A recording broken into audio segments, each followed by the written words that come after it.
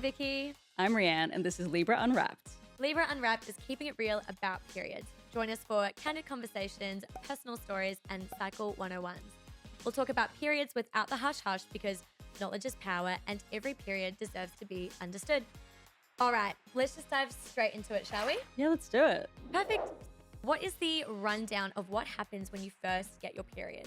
Sure thing. So, your first period, also known as menstruation, is your body's way of preparing for the possibility of pregnancy.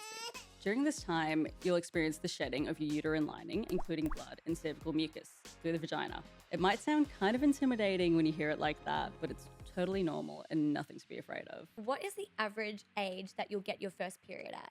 It varies for everyone, but most people get their first period around 12 to 13 years old. However, it can really happen anytime between 8 to 16. Just have to remember that everybody's different and there's really no need to stress about the timing. What was the age that you got your first period at? So I was 11 when I got mine. I was the same too. Really? Same age, yeah.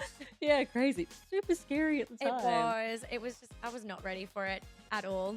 What are the signs that you need to look out for, like, so you avoid that stress and worry? Yeah, so you can keep an eye out for changes like hair growing in new places, your body shape changing, or experiencing PMS symptoms like cramps or mood swings. These are all just normal signs that your body's preparing for menstruation. And if you are noticing any of these signs, make sure to keep some pads or period undies with you. What's that kind of experience like? So, like my first period? Yeah. Yeah, so I wish I had pads on me. So I was at school when I got mine. It was just before PE, and I was like super stressed, had no idea what to do, and That's just so wanted funny. to go I was home. the exact same. Yeah. Same time. Yeah. Really, before PE and everything. Yeah. Same thing. Yeah. It was the worst. So what kind of period products did you first use when you got your period? So I was using pads before I got into tampons, and that was the only thing I was using until I got a bit more comfortable, used to it all, and then got onto tampons. Exactly the same. I feel like that's so common. Like pads when you're a bit younger and then you move on to tampons. Yeah. Have you ever used period undies before? Yeah, I actually use them heaps now. So I've probably been using them for like 6 or 7 years by now. And I love them for like a lighter day or just overnight. They're just so comfy and so easy. Well, actually, speaking of pads and period undies, the Libra Girl range is amazing. Oh my God, absolutely. I couldn't agree more. When I was at school, I always carried the pads on me. They're so comfy. Same. They're so comfy and they have great absorbency. What do we need to expect when we're first getting that first period? Cool. So typically your first period's pretty light and might only last a few days. The blood can vary in color from light red to brown to dark red or even blackish. And though it might seem like a lot, it's usually just around 2 to 3 tablespoons worth of blood and mucus. Did you know that there are actually 4 different phases in your menstrual cycle which contribute to preparing the body for the period? Yeah, of course. So there's menstruation, then the follicular phase, ovulation, and finally the luteal phase. Our bodies really go through a lot each month. What does each phase mean? So menstruation we've covered, then comes the follicular phase.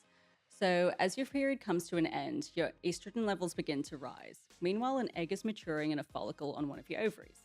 And the lining of your uterus starts thickening, and you might notice like symptoms like smoother skin, slightly larger boobs, and more clear vaginal discharge around this phase. So ovulation is the 3rd phase of your cycle. Estrogen levels peak, triggering the release of the egg from the ovary into the fallopian tube. You might feel a bit bloated due to fluid retention, but it's temporary and completely harmless. Then finally, we have the luteal phase. If the egg is fertilized, it travels to the uterus and implants itself into the uterine lining. However, if it's not fertilized, it disintegrates and estrogen and progesterone levels begin to drop. This hormonal change and shift can lead to mood swings and cramps as your uterus prepares itself to shed its lining, starting the cycle all over again. Well, that concludes our first episode of Libra Unwrapped. Thanks for joining us. And remember, our DMs are always open for any period or puberty questions that you might have.